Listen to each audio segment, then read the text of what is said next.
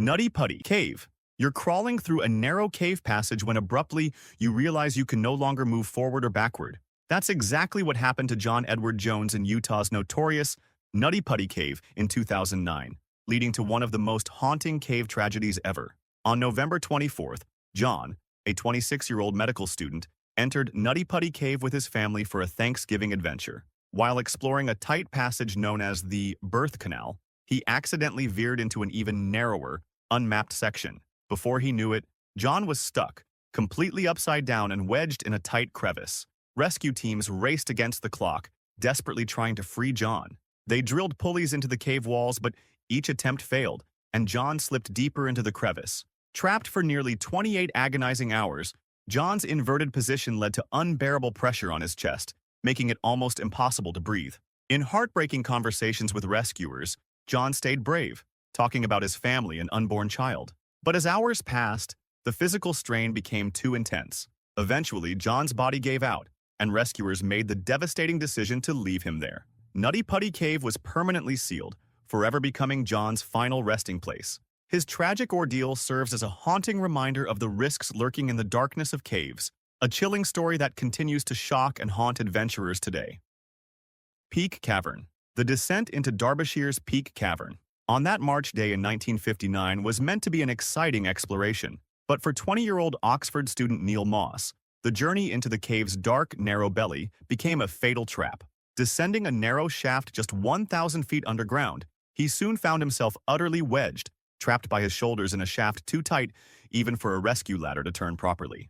Rescuers rushed more than 200 cavers and RAF personnel, using oxygen tubes, ropes, and treacherous crawling through waist-deep pools, all to pull him free. But Neil couldn't move, and the air down there became increasingly toxic with carbon dioxide. After 35 agonizing hours, he slipped into unconsciousness and tragically died sometime on March the 23rd, unable to be rescued. His body remained trapped.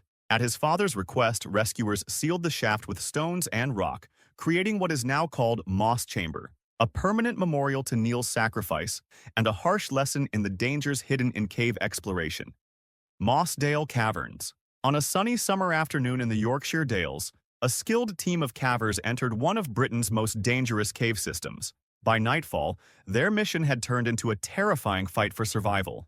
On June 24, 1967, 10 experienced potholers entered the notorious Mossdale Caverns. 4 emerged after a few hours, but when one, Morag Forbes, returned to lead the rest out, the entrance was submerged. A sudden flash flood had overwhelmed the cavern. Panic turned to horror. Inside, 6 cavers, the youngest just in their teens, the oldest 26, were making their way out through narrow, crawling tunnels only inches high.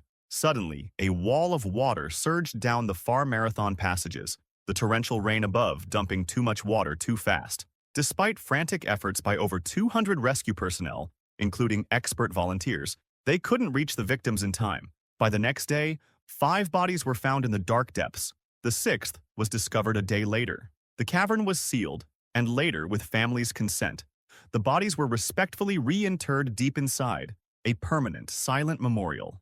It remains the worst caving tragedy in Britain's history, a sobering example of how even experienced adventurers can fall victim to the unpredictable dangers beneath the surface. Tank Cave. On February 27, 2011, Agnes Milowka, a fearless 29-year-old cave diver, entered South Australia's infamous Tank Cave, chasing danger with unwavering resolve. Agnes was no stranger to underwater labyrinths. A seasoned technical diver, underwater photographer, author, and even a stunt double for James Cameron's film Sanctum, she'd conquered icy Florida springs and mapped unexplored systems, all fueled by obsession and courage. She once shared, "There is no greater feeling in the world than finding a passage that no one ever in the history of the world has seen before." On that fateful day, Agnes and her dive buddy ventured deep into Tank Cave, one of Australia's longest underwater caves, its twisting tunnels stretching over 5 miles. As they navigated tight, unmapped restrictions, they were separated. Agnes entered a narrow chute solo, and visibility collapsed in swirling silt. She ran out of air and drowned, mere hundreds of feet from the cave entrance. Rescuers faced a heartbreakingly difficult recovery mission. Using expert cave divers, they cleared a passage in near-zero visibility to reach Agnes's body about 656 yards inside, and at one point, She was just 164 feet from the surface. They retrieved her remains after days of meticulous effort. Agnes's ending isn't a tale of failure. It's a tragic testament to the unforgiving nature of cave diving. She knew the risks, yet chose exploration over safety every time. Her death led Australia's Cave Divers Association to strengthen training rules for complex sites like Tank Cave. Phantom Springs. Brett Hemphill, a 56-year-old diving legend, whose passion for exploration ended in tragedy at Phantom Springs Cave, Texas, in October 2023. Brett was no ordinary diver. He was a record-setting pioneer, president of Karst Underwater Research. He held multiple U.S. cave depth records, including diving over 465 feet deep into Phantom Springs in 2013. On October 4, 2023, he returned to this treacherous labyrinth, aiming for a deeper dive, eventually reaching 570 feet, far exceeding previous records. But exploration turned nightmare. Brett and his dive partner, Andy Pitkin, became separated on the descent. Visibility dropped dramatically, and Brett didn't resurface. What started as a thrilling record attempt became a desperate search. Rescue teams, some traveling from thousands of miles away, had to navigate 2 miles and over 450 feet of vertical descent to find him. After days of grueling efforts, his body was retrieved late that Sunday. An autopsy and investigation are ongoing, and his loss has sent shockwaves through the tight-knit cave diving community. Sistema Chevé. Far below ground in the vast, isolated chambers of Sistema Chevé, Mexico, 25-year-old Christopher Yeager made one wrong move on March 2, 1991, at the brink of a 75-foot fall where recovery was nearly impossible. Yeager was crossing a rebelay, a routine but critical rope rigging technique, when the locking carabiner on his rappel rack slipped loose. Without it, he plunged down the shaft and landed in a shallow pool near Camp 2 at about 2,800 feet deep. He was found with a broken leg, face in the water, neither breathing nor pulsing. Despite immediate CPR, he was beyond help.